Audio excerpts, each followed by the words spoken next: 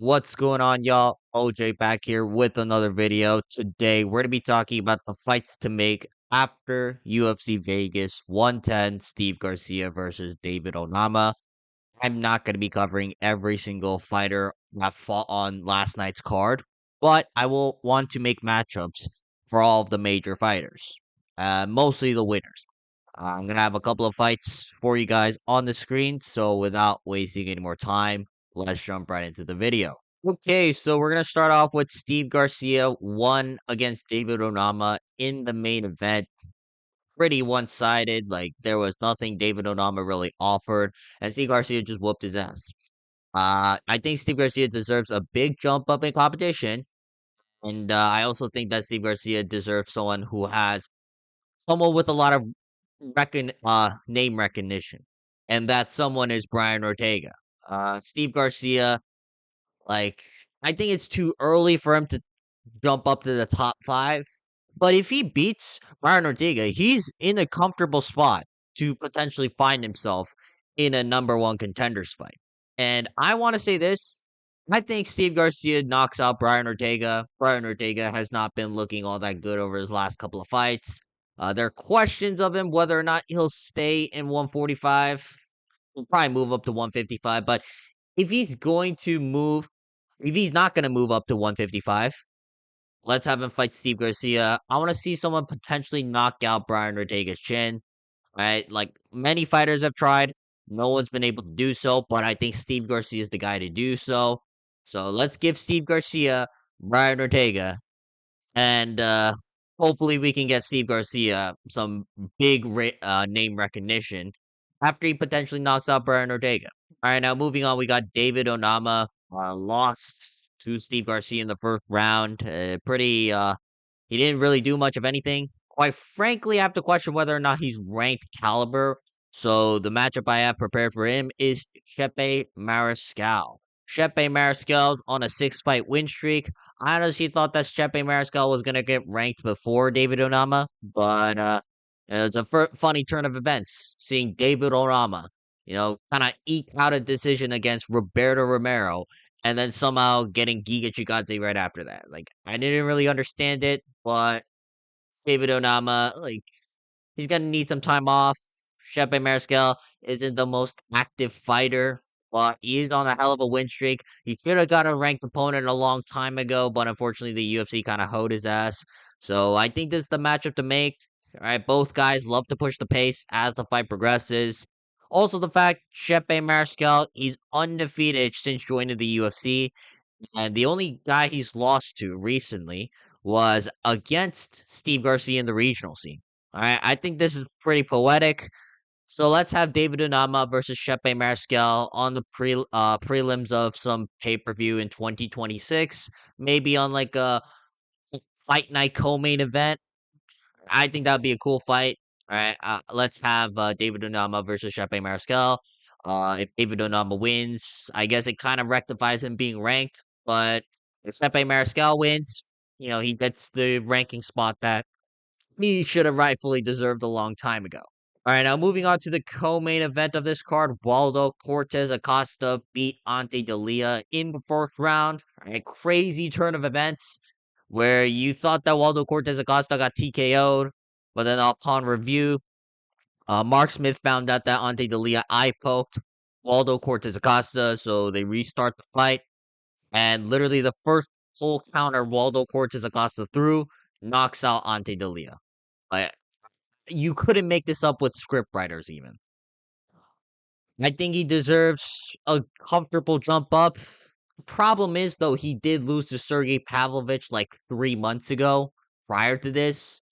But at the same time, I do think that we should reward Waldo Cortez Acosta for his activity, even though I don't really like him in the first place. So let's go with Curtis Blaydes. All right.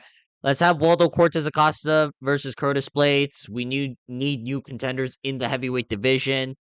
Waldo Cortez Acosta, again, he's also coming off that really great win against Ante Delija, put himself in the title mix. Right, I could see a potential matchup between him and Tom Aspinall down the line because Cortez Acosta just knocked out Tom Aspinall's teammate after Tom Aspinall's teammate threw an eye poke. again, literal absolute cinema when it comes to the script writing. Have him fight Curtis Blaydes. Curtis Blaydes, he didn't look that good in his last fight with Rizvan Kuniev, but he's still in the top 5. And it's gonna take a while for Curtis Blaydes to really get back into the title picture because he did get knocked out by Tom Aspinall in the first round. So let's see if Waldo Cortez Acosta can do something like that. All right, like even though he lost to Sergey Pavlovich, I think heavyweight's kind of a shallow division, especially because Sergey Pavlovich also lost to Tom Aspinall. And if Waldo Cortez Acosta can go on a 2-fight win streak, I think he'll be in a comfortable spot to find himself a potential matchup with Tom Aspinall, maybe even Cyril Gahn. All right, if Cyril Gahn ever becomes a champion, hopefully Cyril Gahn, if he beats Tom Aspinall, hopefully he's actually more active. But yeah, anyways though, Waldo Cortez Acosta deserves a potential title eliminator, and that potential title eliminator should be against Curtis Blaydes. All right, now moving on, we got Ante Delija. He lost to Waldo Cortez Acosta in the first round. Having fight Derek Lewis. Like I couldn't really find anything else for Ante Delija, honestly, because other than Volter Walker, like I think Ante Delija will just knock everyone out in the first round.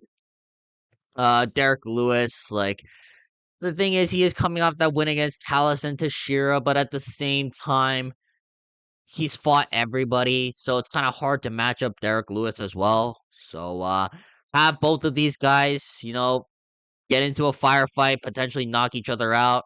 The winner of this is back in the mix for like a top contender, especially Derek Lewis because Derek Lewis is kind of a renowned name.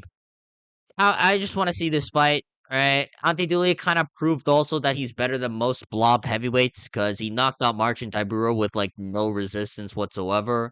So, yeah, I don't know. It's they're both kind of in an awkward spot.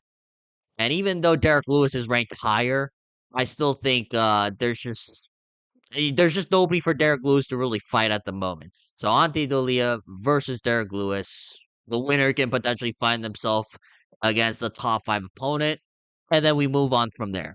All right, now moving on, we got Jeremiah Wells versus Michael Chiesa. Jeremiah Wells beat Themba Gorimbo in the feature fight of this card. Why that was the feature fight, I have no idea. But anyways, though Jeremiah Wells did win, he called out Michael Chiesa on the mic. I think that's a pretty solid fight. Michael Chiesa is another unk in the division that's not too active, that is kind of low-key cherry picking fights. I don't see Michael Chiesa really going up against like a crazy phenom like Seok Hyeon, which we'll get to in a second. But Jeremiah Wells versus Michael Chiesa, 2 unks at the cookout. All right, winner of this can probably keep their job. Michael Chiesa will probably still keep his job even if he somehow loses to Jeremiah Wells because he's an analyst on the ESPN desk for some reason. So yeah, Jeremiah Wells versus Michael Chiesa, book it, and then we can see which unk should be sacrificed to the next big prospect from here on out. All right, now up next we got Yadier Del Valle. Beat Isaac Dolgarian in the first round. You could say it was kind of rigged, but at the same time, Yadier Del Valle looked pretty good out there. So I have a fight William Gomez. All right, William Gomez was someone who was almost gonna be ranked, but he unfortunately lost to Hyder Emil. Uh, even though I didn't really think of highly of William Gomez. He is pretty good. He's like top 25-ish in the featherweight division. I think this is a sizable jump up for Yadier Del Valle, who is pretty young into his UFC career. So I think Yadier Del Valle versus William Gomez.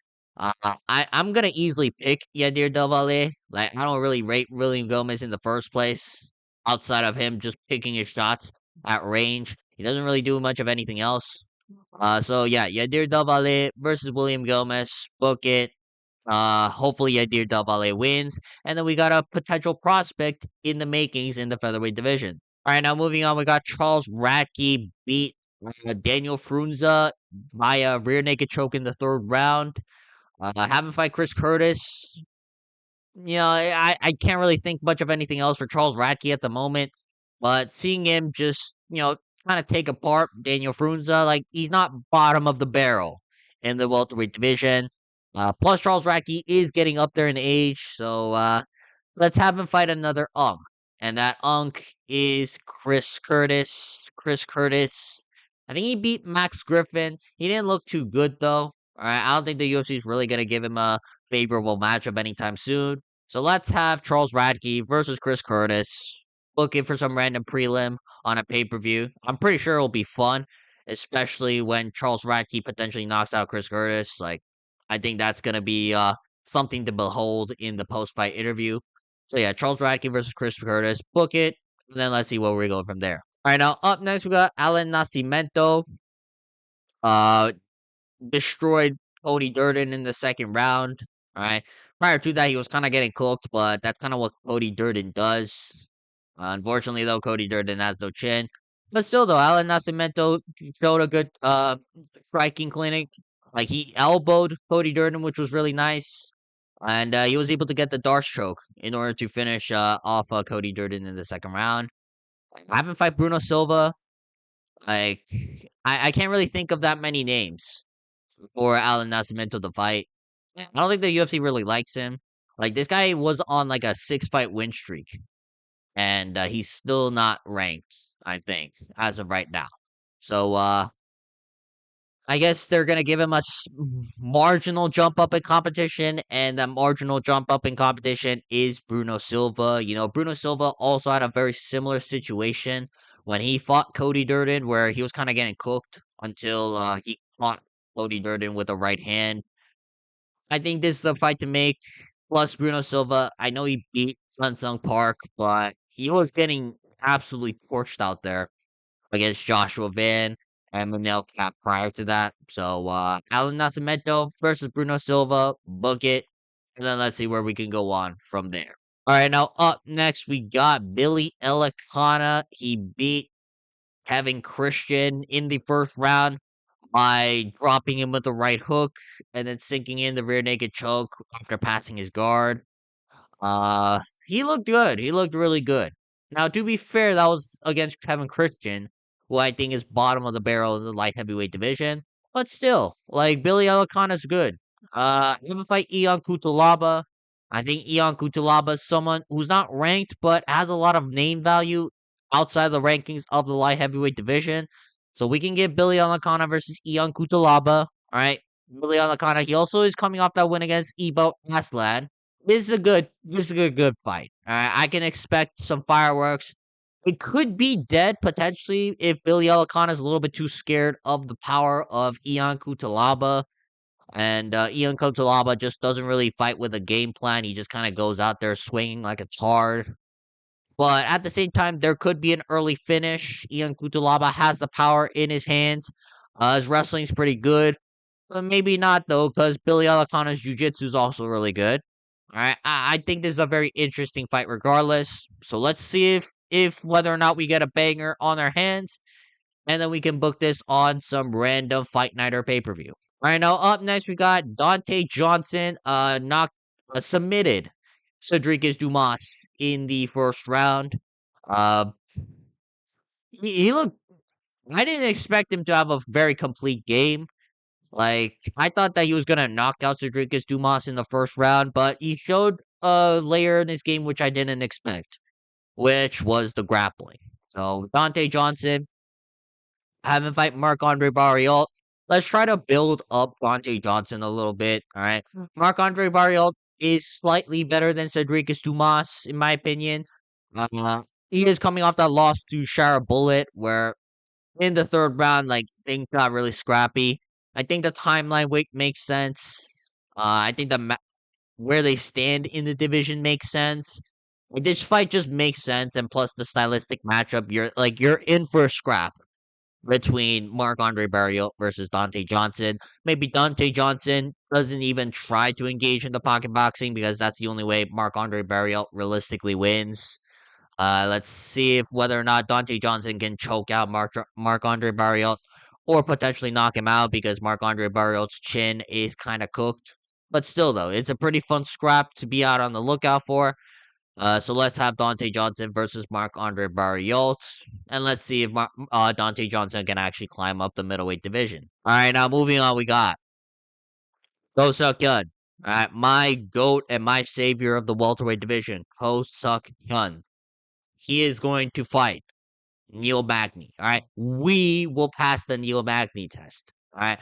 We will get through Neil Magny. We are not going to get cockroached where Neil Magny somehow pulls a bullshit victory against us in the third round. And we are going to be in the rankings of the welterweight division soon. Now, if this were up to me, personally, I would have just given Kosa Kyun a ranked contender. But I know the UFC is not going to do that. So let's compromise in the middle. All right. Kosa Kyun versus Neil Magny, someone who will potentially get Kosa Kyun into the rankings if he beats Neil Magny. Um, it's also the other thing, though. Like, he is coming off good wins. He beat Phil Rowe 30-26. He beat Oban Elliott also by 30-26. Like, his grappling is legit. I know he doesn't have a submission game, but still, Kosakian's very suffocating in top position.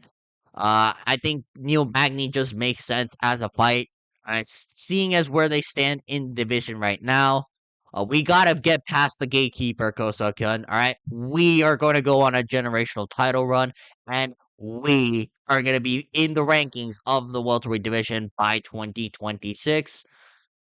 So let's have you fight Neil Magny. Neil Magny is the ticket for us to get in there. All right, Neil Magny's not got some crazy one punch knockout power. I swear to God, if Neil Magny flukes some kind of submission in the third round, you cockroach maxing, I'm gonna cry. But I don't think that's gonna happen. I think Kosakian's grappling is just a little bit too good for Neil Magny out there. All right, let's see what happens. I think Kosakian's gonna win. Hopefully he does. Otherwise, I might consider terminating this channel.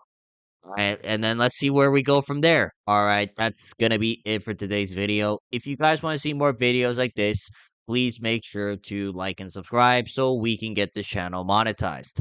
Otherwise, though, leave a comment down below what you guys think about these matchups. Other than that, I will see you guys later. Peace.